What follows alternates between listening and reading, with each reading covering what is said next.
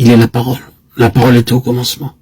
Et cette désignation signifie simplement que Dieu s'est fait connaître à nous sous la forme d'une personne, et non pas dans un livre. Dieu n'a pas écrit avant tout un livre, bien que nous ayons la Bible. Dieu a écrit une personne. Dans l'une de ces petites brochures, le docteur Simpson donne cette illustration, ou bien illustre la chose de cette manière. Il dit avoir vu, à une certaine occasion, la Constitution des États-Unis écrite. Elle était écrite sur un parchemin. Il en était tout proche et pouvait lire tous les détails de la Constitution des États-Unis. Et lorsqu'il s'éloigna de quelques mètres de ce parchemin, tout ce qu'il put y distinguer, c'était la tête de George Washington, là sur ce même parchemin.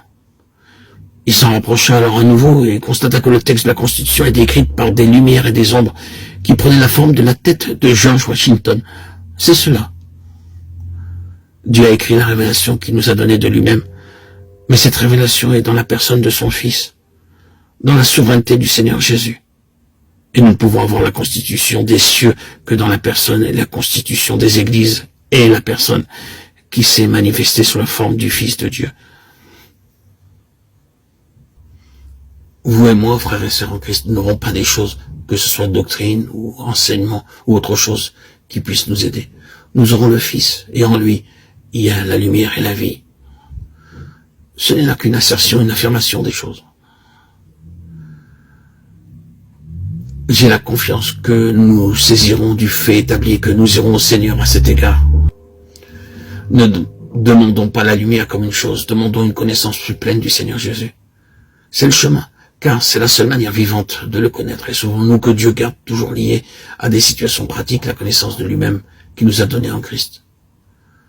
Cela est vrai des deux côtés. Il nous faut être dans une situation.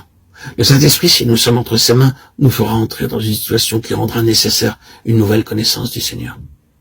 C'est un côté. D'autre part, lorsque nous nous trouvons dans une situation très dure et très difficile, nous sommes dans la position nécessaire pour demander une révélation du Seigneur. Le Seigneur nous garde dans des situations qui sont dures, véritablement dures. Le Seigneur ne veut pas que nous restions dans des lignes théoriques en ce qui concerne la vérité, ni dans des lignes techniques. Évitons la technique comme une chose en soi et reconnaissons bien que le Nouveau Testament contienne une technique. Nous ne pouvons pas simplement en extraire la technique sans l'appliquer. Il nous faut entrer dans des situations pareilles à celles du Nouveau Testament pour avoir une révélation du Christ qui réponde à cette situation. C'est pourquoi la voix du Saint-Esprit à notre égard consistera à nous conduire dans des conditions et des situations et des besoins vivants et actuels dans lesquels seule une connaissance nouvelle du Seigneur Jésus pourra être notre délivrance, notre salut, notre vie.